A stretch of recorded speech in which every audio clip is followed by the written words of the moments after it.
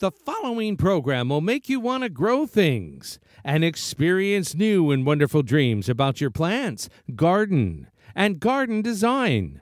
Listener participation is always strongly advised.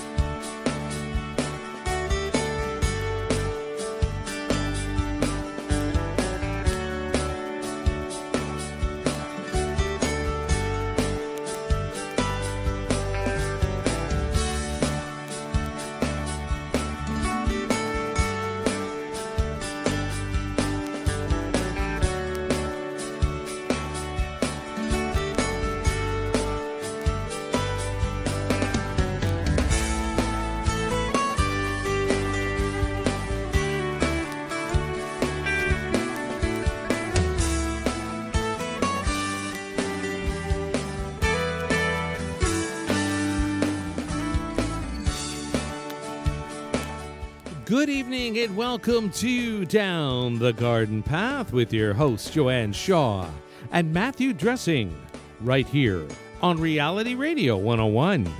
To get on board, dial 905-725-1907.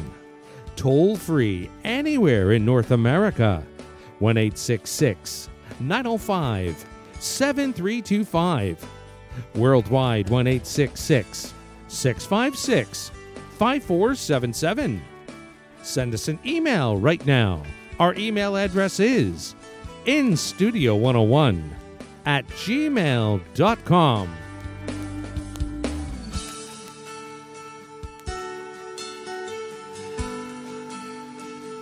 And now, ladies and gentlemen, right to your hosts of Down the Garden Path, Joanne Shaw and Matthew Dressing. Hello, everybody, and welcome to this episode of Down the Garden Path. This is where each week, can't read it. Why don't you go ahead, Matt? We're having a little bit of technical difficulty, so Matt's going to read the intro today. There you go. Well, Joanne's saying where each week we like to discuss down-to-earth tips and advice for your plants, gardens, and landscapes. And as landscape designers and gardeners, we think it's important and possible to have great gardens that are low maintenance, and we want to help you make it happen. With me is Joanne Shaw, landscape designer and owner of Down to Earth Landscape Design. She's been designing beautiful gardens for homeowners east of Toronto for over a decade. And joining her tonight is, me, Matthew Dressing. Welcome, Matthew. Thank you, Joanne. Horticulturist and landscape designer and owner of Natural Affinity Designs. Natural Affinity is a landscape design and garden maintenance firm servicing Toronto and the Eastern GTA.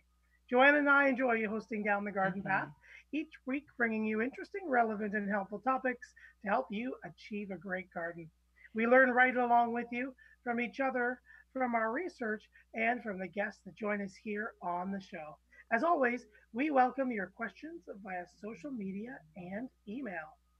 Excellent. And we want to thank you very much for joining us on the live version of Down the Garden Path here on Reality Radio 101. You can always check out past shows of Down the Garden Path on your favorite podcast app. While you're there, don't forget to subscribe to be notified of new content. And please, of course, like, share, and leave us a comment. And if you've got a fellow gardener in your life, please tell them about the show. So welcome, everybody. Good evening, everyone. Welcome to the last Monday in the month of May. Does anybody know where the rest of it went? Because man, this week was a long week. This felt like a month. It has. Yes.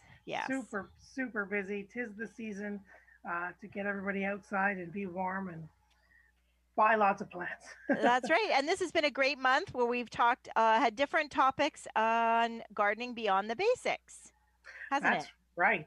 So we've talked about all sorts of different straw bale gardening with Joel Karsten last week.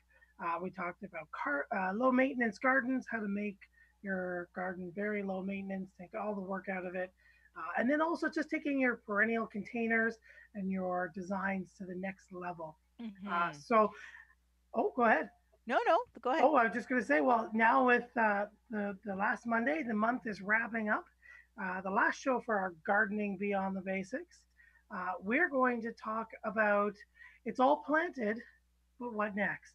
That's right. So, with all that behind us, everything is beautiful. It's time to sit back and relax, but we've got some long, hot months ahead of us.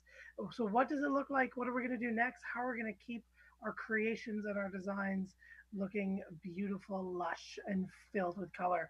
And so, we're going to talk about all the tips and tricks to keep your gardens bursting at the seams with beautiful color. Excellent. Yeah. So both whether it's your container gardens or your garden and your lawn, I'm sure we're going to get a lawn question or two. So we are You looking forward got to it. that. So yeah. So definitely. But let's start off. I want to ask you, how are things going on at the garden center? Well, it is absolutely crazy. It's absolutely crazy. Where to start? Fruits and vegetables. I think we've talked about that a couple of times.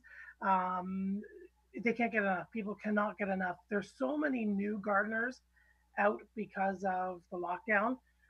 There's a lot of new beginners. They're definitely interested in, again, growing all those foods and berries and fruits and veggies at the garden center, bringing it all home and growing it themselves versus going out and buying it. So there's a lot of great interest. And again, I think we've talked about it on the show before. It's probably the number one commodity in the garden center world that is just growing exponentially. And this year is Especially definitely now, no different. right? Especially now, because people are Exactly. home to look after them. Now, do you think that like, is the issue with the growers? Like, did they? Because when it was time to plant their seeds and get their stuff going, we didn't know if the garden centers would open, right? So, did some people cut back? Yeah, and you've got it. That's the biggest issue right now with all that fruit and veg is, especially if you're out there, have some patience. Yeah, a lot of the growers, just like you said, it's seeding time, but it's also the beginning of the lockdown. So there's been some overlaps in places where certain things just didn't get seeded. It got to that time and they had to leave. And they couldn't be in the greenhouse, save like essential personnel maybe watering it and maintaining their crop, but there was Oh, not much being planted. So there's a lot of gaps in your veggies. Some things are just out there that just not around. Brussels sprouts, a number of different herbs, watermelons, eggplants.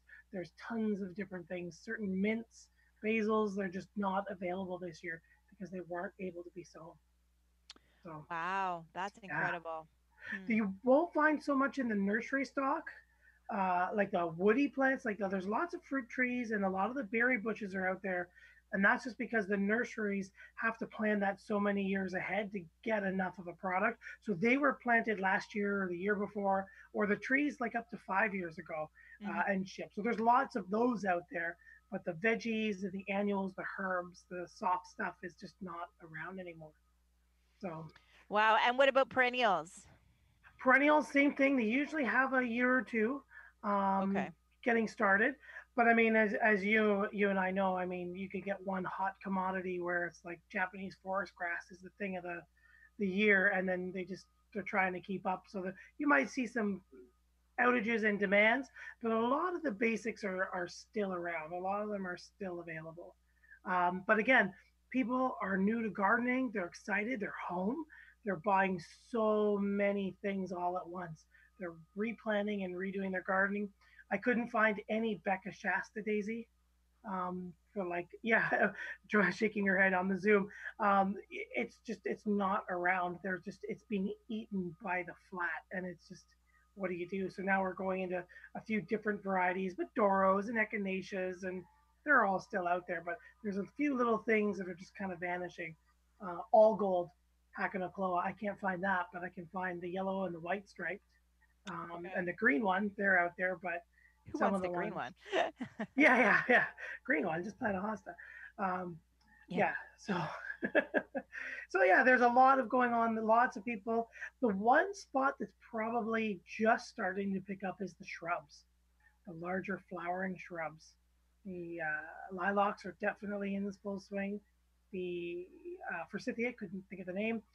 They were being sought after, and the hydrangeas always. I mean, they never slow down. But some of Mhm. the other ones, the junipers, the boxwoods, some of the other common shrubs are still just kind of waiting. People haven't started planting the big stuff yet. So we're still seeing the trend where they want the veggies and they want the color. right away for their Okay. containers. All Yeah. right. All right. Well, that's good. And what about So houseplants? Are people, um, looking at those to put in their containers? yeah, lots of people are getting things like their cordylines, their areca palms. There were some birds of paradise going out lately. So a lot of different bigger, more unusual centerpieces, that thriller Okay. kind of being drawn onto. Hmm. Yeah. And stock of the houseplants, like the dipladenias and the jasmines or Yeah, and the mandavillas and mandavillas. Yeah. yep, they're all of those guys. Yep, they're still in. They're still coming in from our annual suppliers. Some of the core ones aren't so much coming up over the border. There's a little bit of a delay there, and same thing in the nursery with the Japanese maples and some of the bigger nurseries from far away that require the trucks. Oh, Yeah, okay. Okay. um, truck drivers are just signing on to more medical and food contracts than they are the other plants and other things. Hmm. Yeah, so there's a little bit of a delay, but lots are still coming in for sure. The All season right. is just beginning. Yeah, Okay.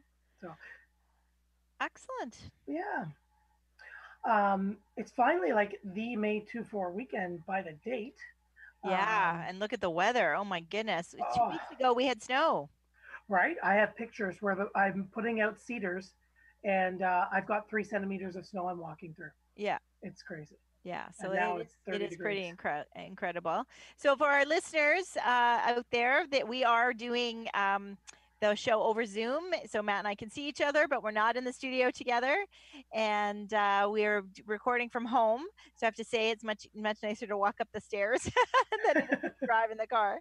But yeah, so and we're excited to wrap up this month of gardening beyond the basics. So we love your questions if you're stuck or if you've got a garden dilemma, design dilemma, even, we would love to hear from you. And you remember the email address was studio101 at gmail.com. Woohoo! I should know it after all these years. You should, but you got it right on the nail. There we And go. speaking of questions, Patty has written in.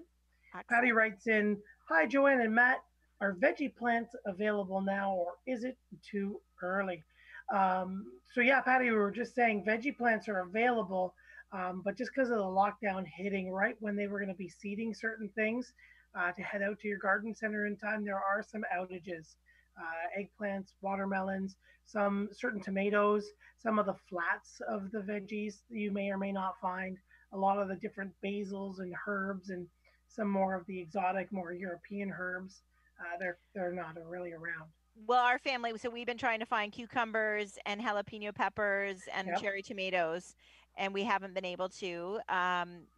It's hard too because we don't, my son's the one doing it primarily and to stand in line, like a half an hour line or a 45-minute line. But we tried. He found some zucchini today, so we have some zucchini. So I think we're hearing that there might be another shipment midweek this week. I think the thing is too that you normally ramp up for the weekend, right? All the orders and people normally shopped on the weekend, but now that everybody's home, people are shopping. The stuff's going faster, right? All the time. They're always shopping. There is no break because they're not working 9 to 5, Monday to Friday kind of Right, thing. Yeah, right. so a lot more people. We have our lineup. I mean, it's middle of the week. It's Wednesday, and it's 50 people long, and it's just crazy. Yeah, and Now, they're is still. someone acting as a doorman, like just counting people kind of Yeah. thing? So we're only letting 60 people in the store. And then everybody has to stay 6 feet away, and there's only 60 people in, and we're counting them as they come in and they come out, and we're letting people in and out as it goes. Okay. Yeah, Yeah, and everybody's being for the most part, it's starting to get lax. A few people are getting lax. A lot of people are getting, I think, comfortable with just having masks on, and they still think that they can get pretty close to people. So there's still a lot of, I've got a picture on my phone, and they come right in to show you. Or there's some people who just don't really believe in it, and they just walk up to you, and you just have to start walking backwards away from them, and then they're like, oh, sorry, yeah, yeah. So there's a mm, little bit of people kind of sliding back to normal, but yeah, yeah. yeah. All right. So Hmm. it is busy, and there are a lot. Yeah. Yeah, for me designs are busy. I think also because people are home, they're looking around their yard in addition to wanting to plant vegetables, they're looking at can we put in a pool. We need a patio, or I just want to make my front yard look pretty since, it's been something that's been on my list. And now that we're home, we want to make it happen. So definitely I'm swamped. So, which is a good problem to have. So definitely people are thinking about, I love it when they think about starting with a plan and starting with a design. That's really important to me. So, Yes. so yeah, and I think it benefits the homeowner because it works in their favor. So, Yeah. so Oh, yeah, definitely. yeah, Definitely. definitely, Excellent definitely. plan. And my garden, I did get my garden cleaned up all by myself. Oh. I know. Aren't you proud of me? I am. So yeah, so no, I think it definitely helped having that longer, cool spring, right? Because everything was a little bit slower happening. Yes. So yeah, so nope, it's already, I'm like, the alliums are opening, my daffodils are finally done. I swear they lasted for a month. They're finally done, and now my alliums are opening, and my catmint is blooming. So Mm. so yeah, so I've got definitely got my purple phase going through my garden. So yeah, I'm really happy and looking forward to it. And does your garden go through other color phases? Like, is it going to transition from a purple into like a white or an orange? Probably a white because I of the amount of hydrangeas I have. So I yeah, was wondering. it's going to be a bit more of a white for sure. Very nice. Yeah. Mhm. And I've got the balconies all ready, the condo, the window boxes. I'm going to finish planting. And there's a few things I wanted to add, but I couldn't find. So I'm going to poke out and check out what all the other garden centers and things are doing. But Okay. put out my tomato. It's out on the balcony. Here in the GTA, we've got some really hot weather, but the nighttime temperatures are over and around about 16 and then falling later in the week. So I hardened her off and I'm going to give her a test later this week. So yeah, Okay. the garlic's coming up and Yes, my garlic lots of is fun. up. My onions I seeded inside the house. My Yeah. onions. So I haven't put them in the garden yet. But I've been putting the tray outside, I guess, to harden it off. So that's a good gardening beyond the basics question. How long should we leave things to harden off? Yeah. Usually in and out for about a week. And you Mm. want to leave them Oh, out I've and been leaving it out. you've been leaving it out Well, like it's been warm. oh yeah. Put it Okay. out during the day. Um, Try to wean it into the full sun. Sometimes, depending on what you've got, if you put it right out in the full sun, you've never seen the full sun unless you've been growing it in a full sun window in your house or under those artificial lights. The sun is much more intense than those lights, so you can get a little bit of your sun burning, and they'll kind Mm. of look bleachy or paled out, and that's a little bit of your sunburn there. But yeah, bringing it in and out at, during the day for about a week. Again, in the partial to full sun. I like to start off partial and then work it out. So when I did my tomato, I put it out on the north side of my balcony. So I got morning sun. It was nice and warm. But about by midday, it was kind of gone, and I left it out during the day. And then just as it started to go closer to about 7 or 8, and the temperature started to drop, I'd pull her in. And then just Okay. slowly over the week, I've moved her further south on the balcony, and now she's able to just sit there in the full sun. She didn't get any scorch, and she stopped leaning into the one side. But after about a week, and then I left her out, and she's been surviving. So, and now that it's 16 degrees, which is tropical winter, there should be no Mm. tropical winter for us. There should be no issues with her. She's going to survive tonight, no problem.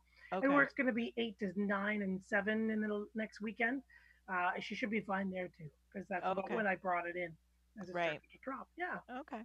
All right. Oh, is the temperature supposed to drop back next week?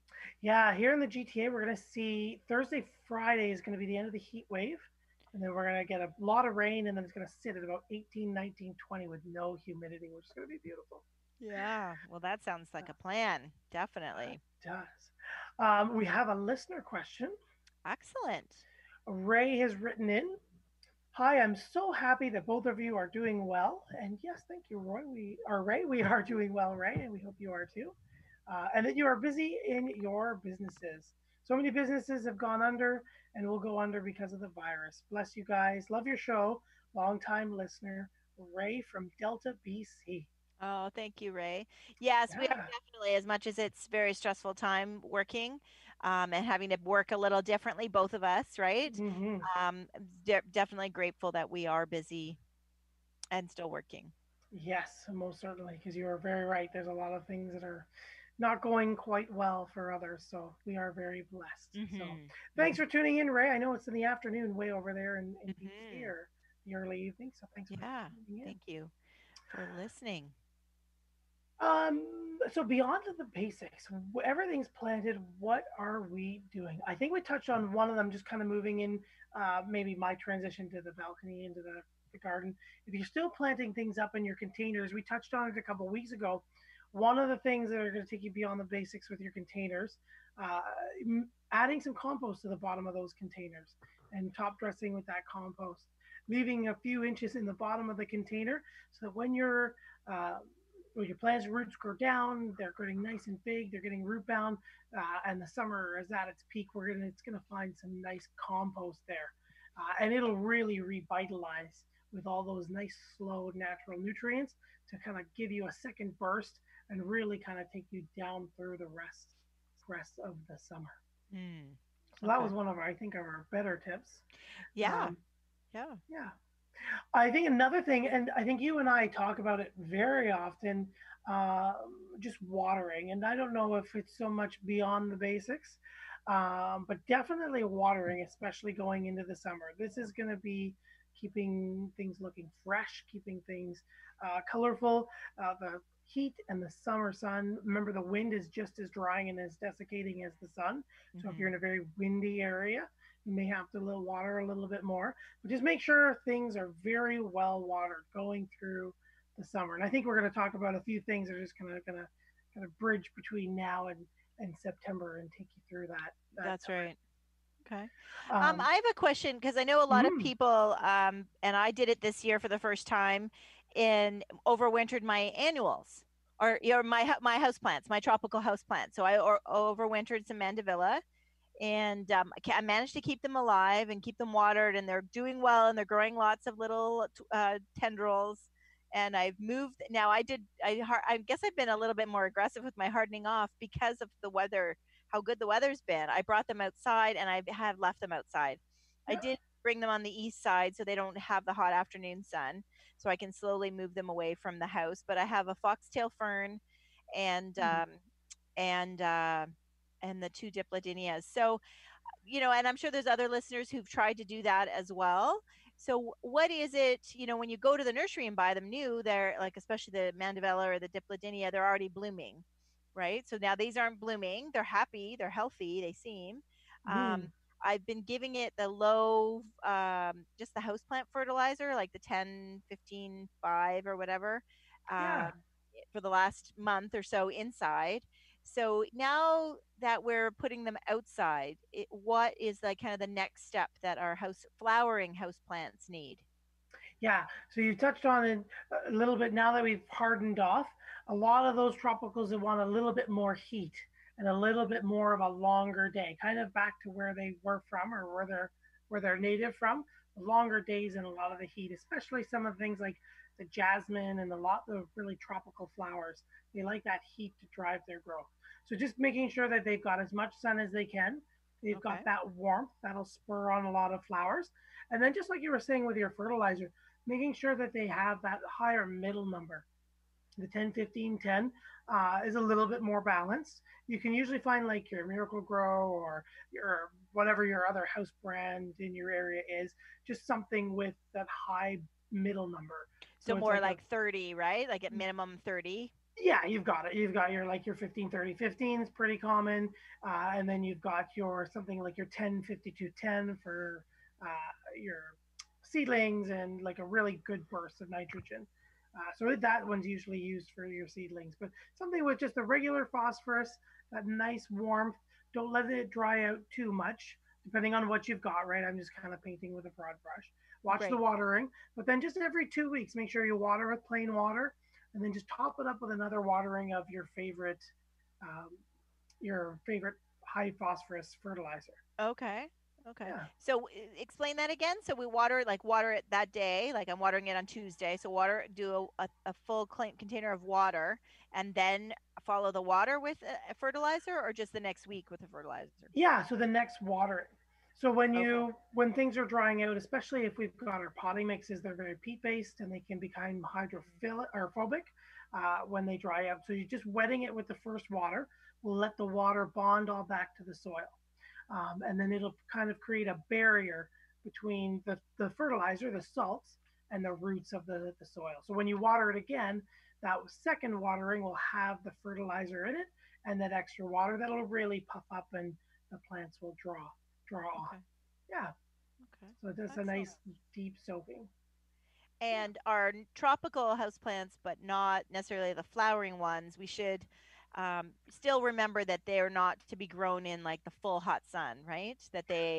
We need to Yeah. transition them. They're meant to be in the part sun. Right, exactly. Especially the ones that you buy from your garden centers. They have been grown under sometimes anywhere from a 25 to 75% shade cloth in the production houses. So they haven't fully seen sun. And so they'll come in looking perfect, but if you put them out, they'll bleach or they'll start to splotch. So taking that week to slowly, like kind of like the hardening off, that week to week and a half, giving it morning sun and no afternoon sun or very late evening sun.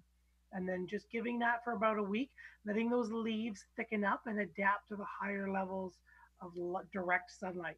And then after about a week, week and a half, you should be able to put her right out on the noonday sun, and she should be thickened up and hardened off enough sunlight wise to be able to take that full sun without really starting to blotch or speckle or dry out and take the solar damage.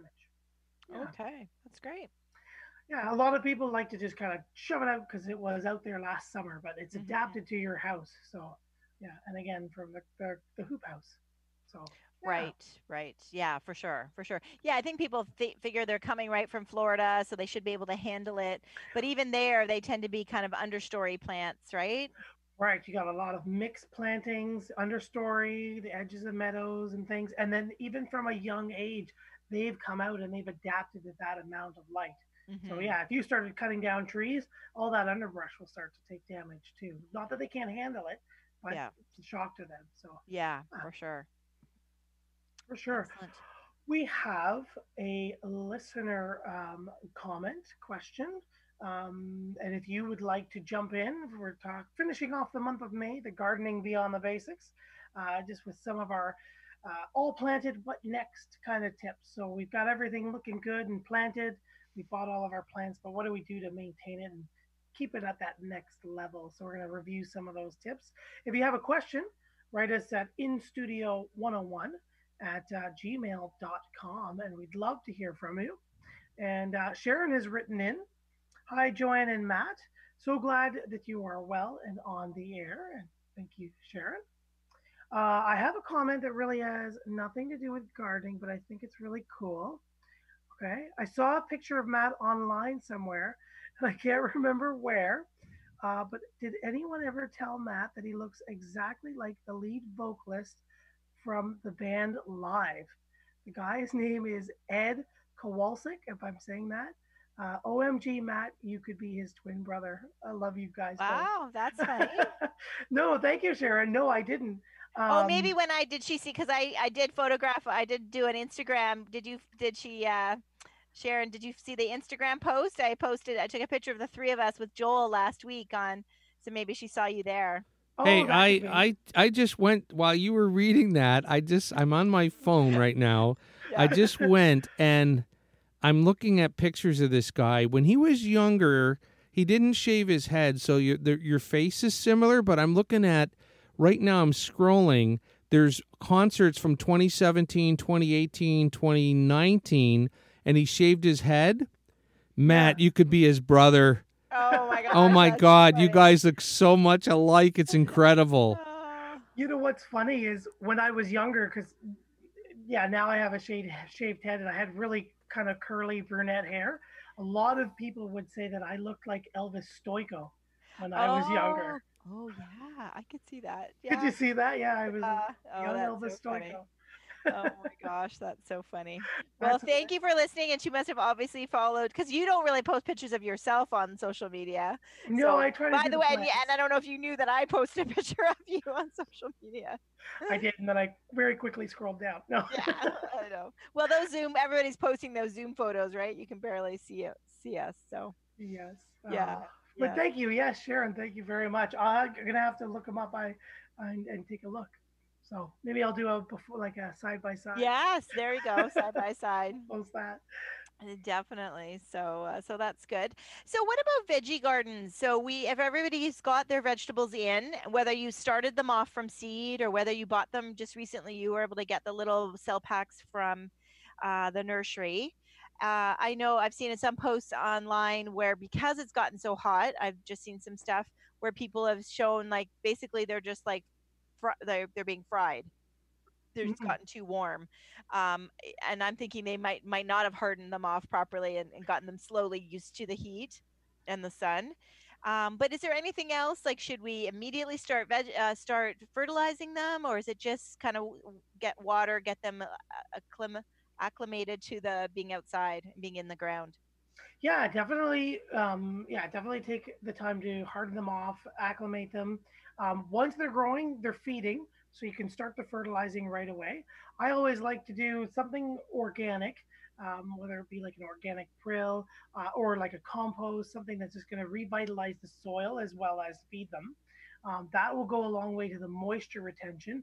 But then, yes, making sure that you've just got some good water on them. Again, they're going to go from inside that 16, 17, 18, depending on what you've got inside.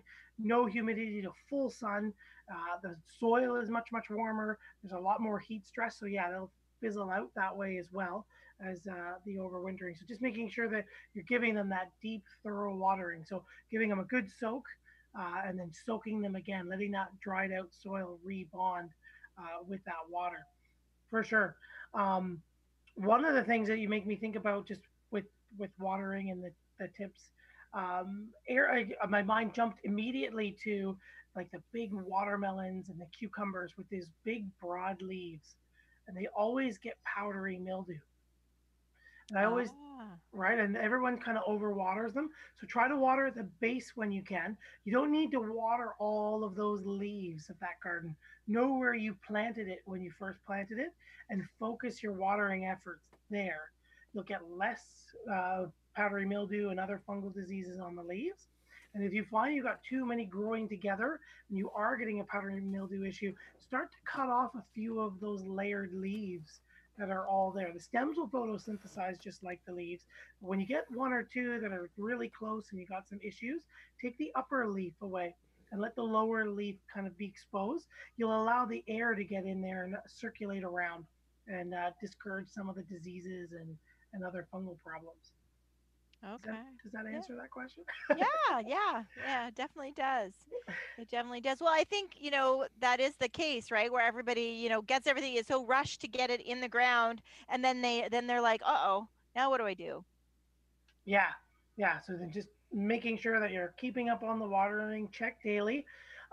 Never use, yes, you can use when it's younger, but as your plants get older and you're not sure if they need water or not, take a look. They will wilt. Sometimes you can get deceiving, especially in some of the perennials. Echinacea is probably a great example. A number of plants will actually wilt defensively. So it's not that they're actually dry or needing water. They're actually their tops, their heads are just so hot. They'll push the water, they'll relocate it, and they'll wilt a bit. And then once it starts to cool off, they'll draw back in that water and they'll flatten back out. So you can actually overwater certain things that way too. So Mm. just when I'm thinking back to your veggies too, if you have to, the top of the soil will always dry out. So using your finger, you there's a lot more roots than just where your finger is. So I always like to use that spoon method or the water meter type thing to stick it in around the root zone You and make mentioned that sure. before, the wooden spoon, right? The handle of a wooden spoon. Yeah, yeah, yeah. And then just right into the root zone, then you can make sure you're actually watering it enough. Yeah. And never let the rain water your vegetables unless we're going to get a solid day of constant rain. Because if you Okay. think we get like 5 millimeters in the, or what's that in metric? I don't know. Or sorry, in imperial, but we're going to get so little rain, right? If you think of your roots, they're driving down to chase that water. So if you get like a centimeter or an inch of water and the roots are 10 inches down, you're not going to get enough water to really suffice or keep Mm, that plant going in those hot right. days to come. Okay. Should people get the little or there's the little cups. Do they still offer them? They were used to be free, but Yeah, where you can kind of just, because I know it's visual. Sometimes the number, even though 3 millimeters isn't very much, or a half an inch isn't very much, but still sometimes seeing it visually, like, oh wow, that really wasn't enough. You know. yeah, yeah, exactly. Ask your state or your province or your municipality. A lot of them will have those free water gauges. And yeah, Durham region here where we are, they used to go around to lots of different places, especially in the heat, really high drought kind of periods, where they Hmm. would give them away for free so that you could watch during the water bans how much rain is coming down and Hmm. how much you're putting down. Yeah, and water is so expensive nowadays too. So it's a great little gauge to have for your own yard, just to make sure you're watering your lawn or Yeah, yeah, whatever. definitely. They used to even at the garden clubs, we used to have them as like kind of free giveaways and stuff. So Yeah, that's a definitely. great So idea. but you can do that easily if you don't have to get something official, right? You can put a little old cup or little margarine container, a little tub, you know what I mean? Like a yogurt container, just bury that in the soil, and see how much water really it did come, you know. Yeah, and it's a great kids craft with everybody Mhm. being locked down. You guys can use old water bottles or pop Mhm. bottles, and get a little stake and stick them in the ground or bury them Yeah, and decorate them and make measuring marks. So they're fun to do too. Yeah, for excellent. sure. Excellent. Um, here comes a lawn question. Yeah. Um, Woohoo. we knew we'd have one. Russ writes in, is it too late to be putting down my nematodes? I know the weather has been getting warmer, but how Mm. late do I have to put them down? So yeah, Russ, you've got still got some time, especially here. I'm not sure where you're writing from, but yes, here in the GTA, we usually see the Japanese beetles uh, and the European beetles or European chafers and the June bugs. They're all still in the lawn right now, and you can know if you're going to have them if they start digging or you dig them up. But you've got until about the second week of June before they start to uh, pupate and become that little hard chrysalis under the soil. And then the nematodes can't get in there. So just keep looking for your animals digging, see where they are, where the damage is, and you've got a few more weeks yet before you can Okay. get them down. Now, are nematodes available at the garden centers? They are, yes. Okay.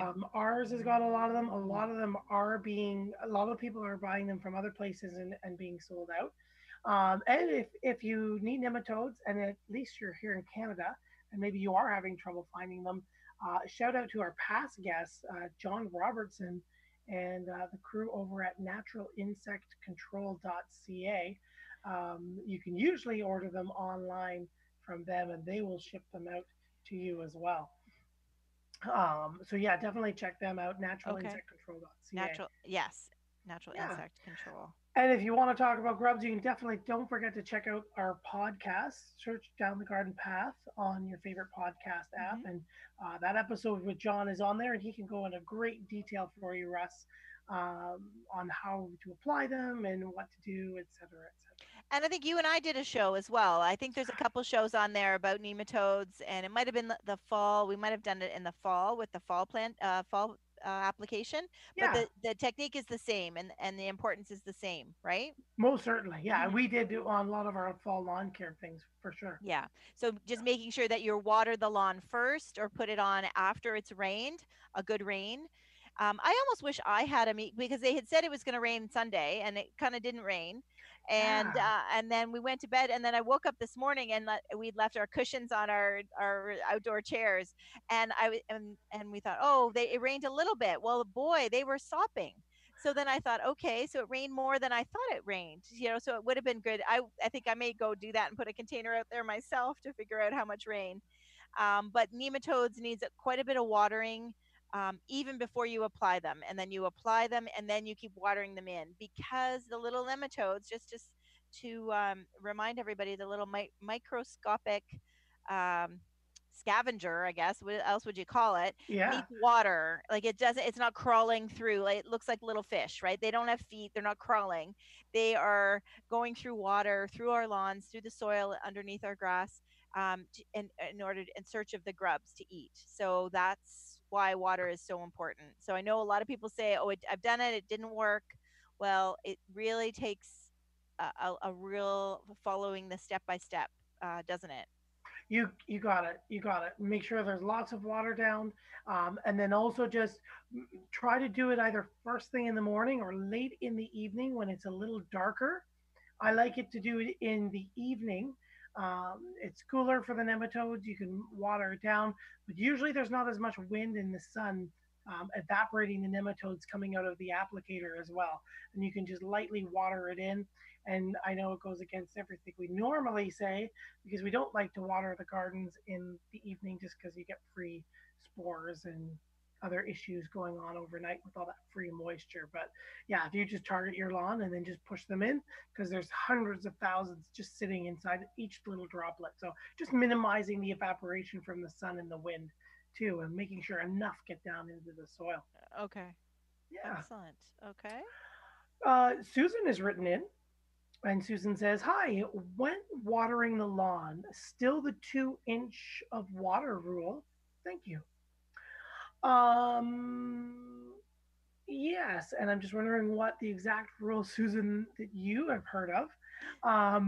But yes, in general, yeah. So I always say is once the humidex appears in your lawn, your forecast, unless you're really watering it regularly, especially up here in the GTA or the northern regions, we tend to have cool season grasses. So when the humidex comes in and there's full days of sunlight, we got a lot of heat. They tend to go to sleep if they don't get to shade themselves.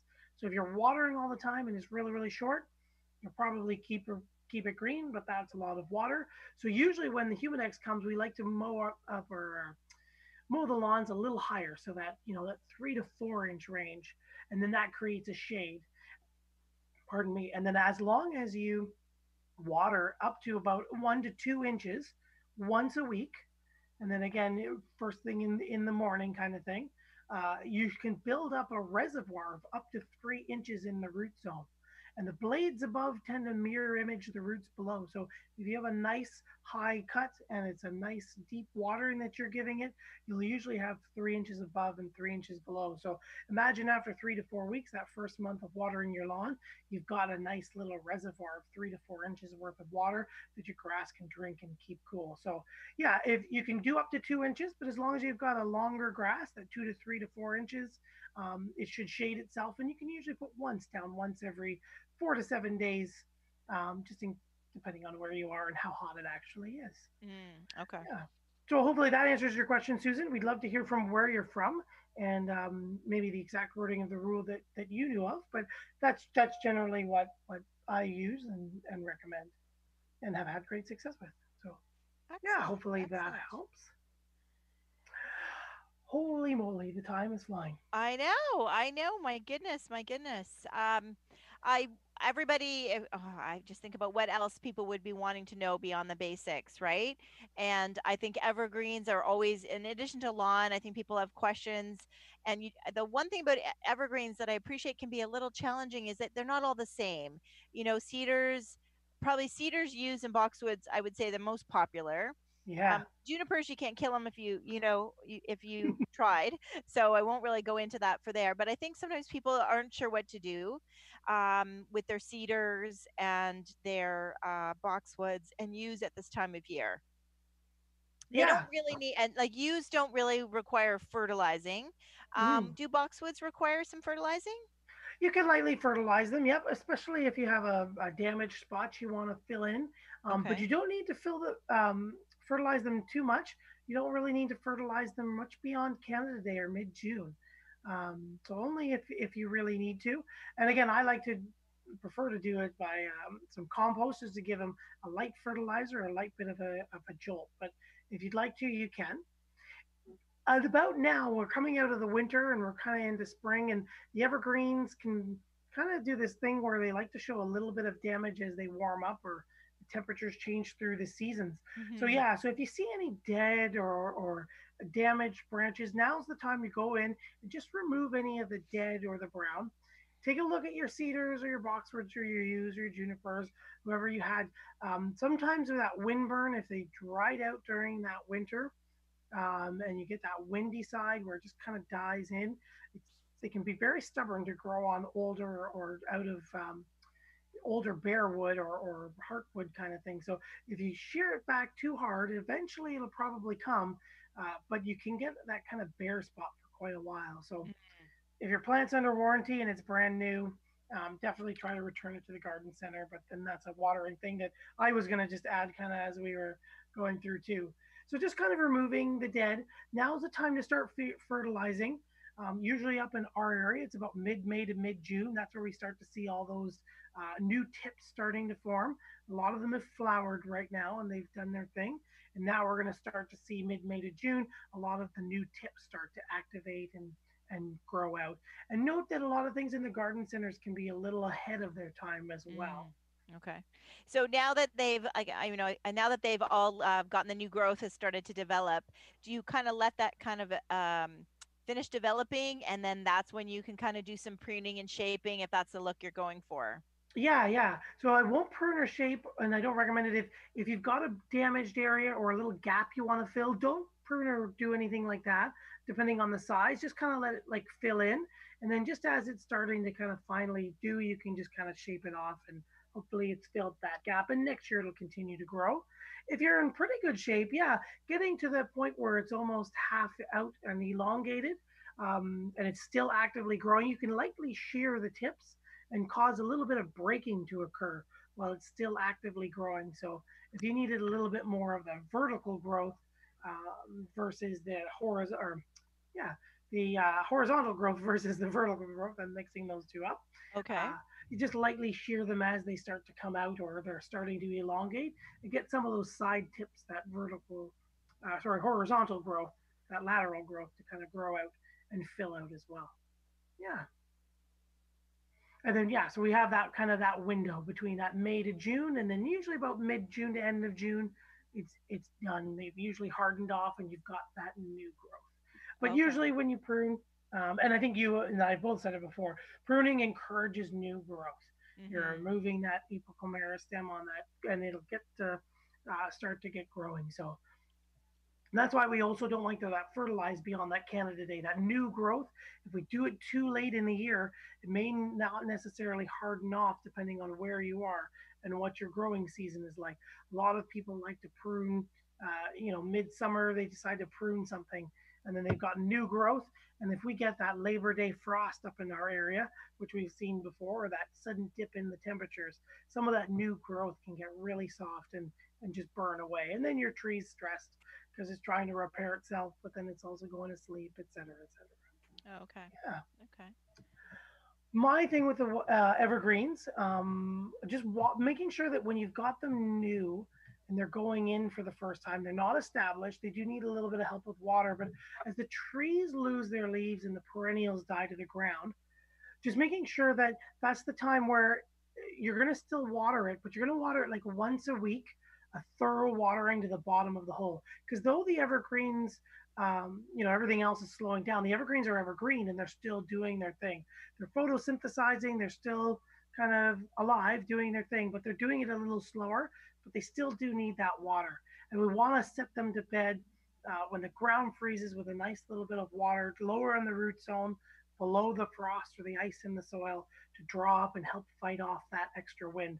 A lot of times when you see that burnt side or that winter wind damage, it's because we stopped watering it in the beginning of October and it was still photosynthesizing during that bright sun. It had a lot of those fall winds coming in, and even some of those Indian summer kind of days where it warms up, it's still drawing on that water. So if it runs out of water in those young root zones, she doesn't have the roots to draw on the water that's passed long through the summer, or those deeper waterings that you once gave it, because all the roots are right there still at the top. So we just want to make sure the newly planted evergreens once a week until the ground freezes, that's just a nice deep watering. Make sure she doesn't dry out, and that'll help prevent and resist a lot of that wind burn and that weird dieback that we can see from those inconsistent windy winters. Okay. Yeah. Okay. That is good to know. And the I don't know if a lot of people know this too, that a lot of times cedars, people are wanting usually plant cedars for privacy or to cover up a fence, that type of thing. Yeah. Unlike boxwoods and yews, which are much lower. Um, that they want to encourage them to kind of fill in and doing that. So trimming the tops off of them. And people are Mm, like, no, no, I want it to get taller. I want to get taller. But really doing a light pruning of the top actually helps. It's hard because people want them to fill in, thicken up, right. but also want them to get taller. And so they hesitate pruning the tops off, but then the plant, you get this lushness at the top, and then where you need the privacy, it's still very thin. Yeah. Yep. Yep. And again, there's that yeah, pruning that and keeping those tips and those meristems and keeping them active and growing as they fill in and flush out. For sure. For sure. Yep. All right.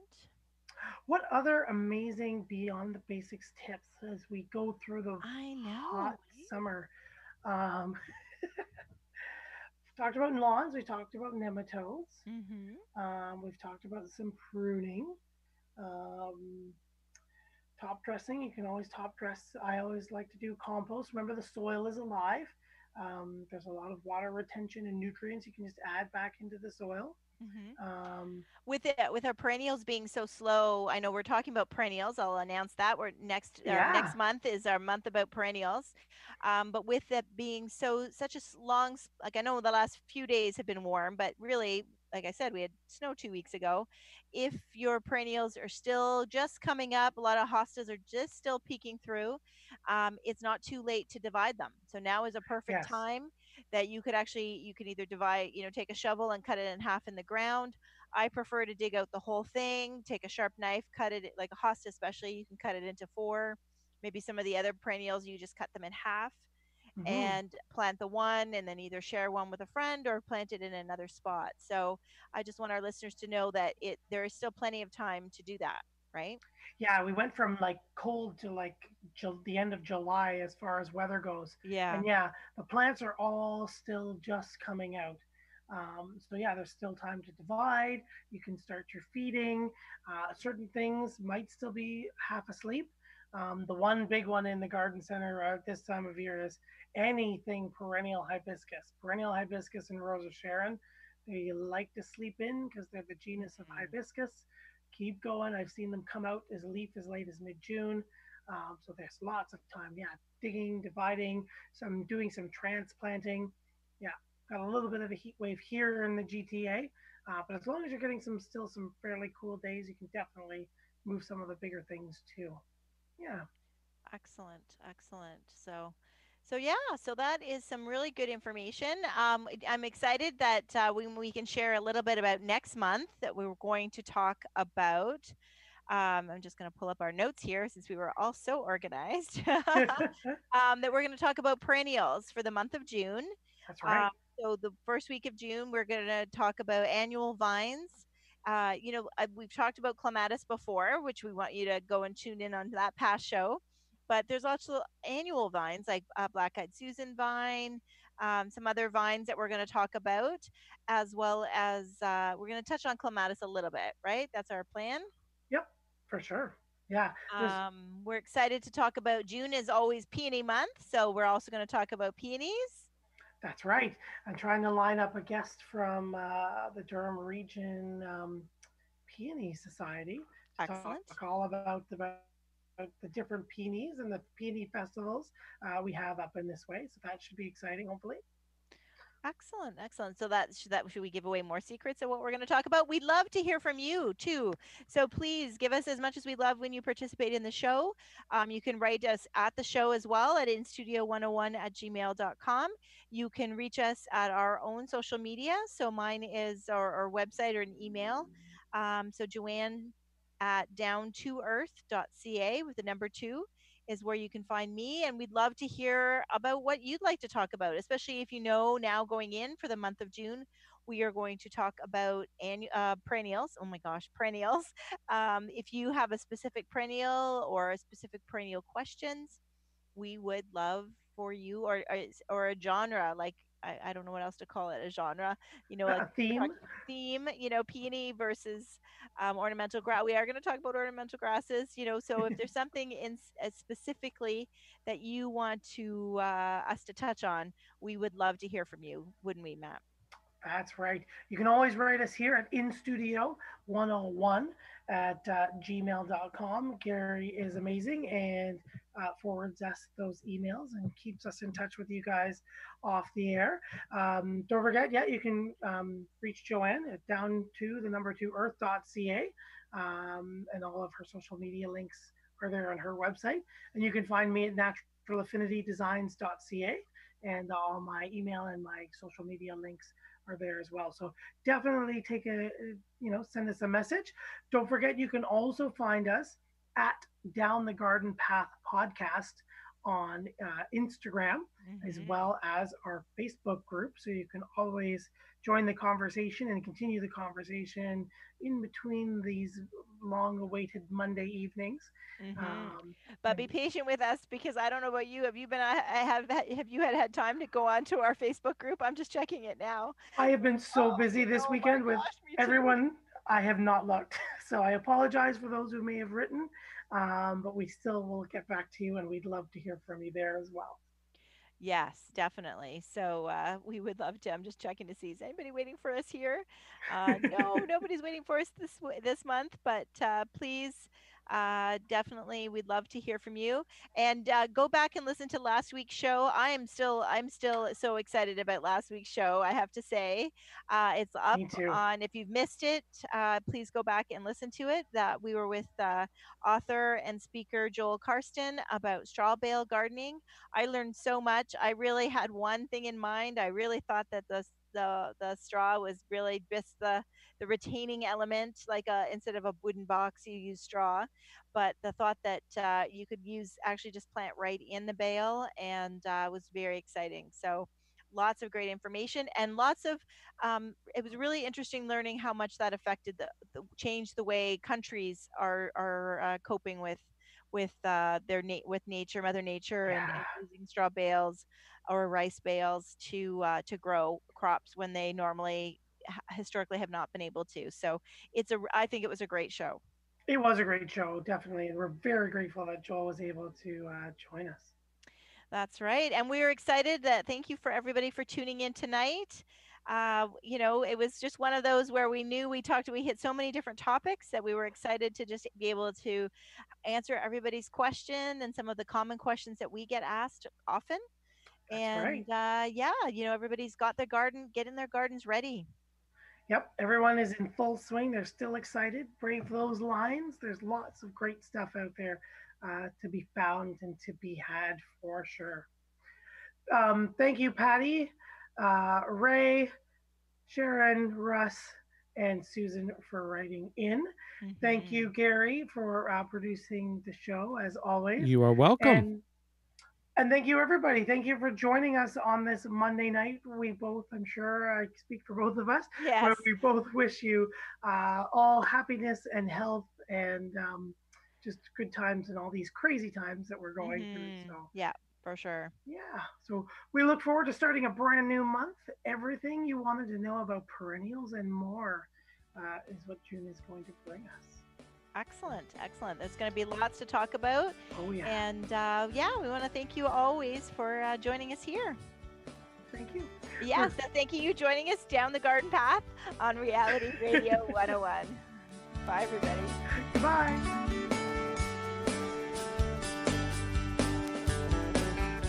Thank you for listening to Down the Garden Path with your hosts, Joanne Shaw and Matthew Dressing, right here on Reality Radio 101.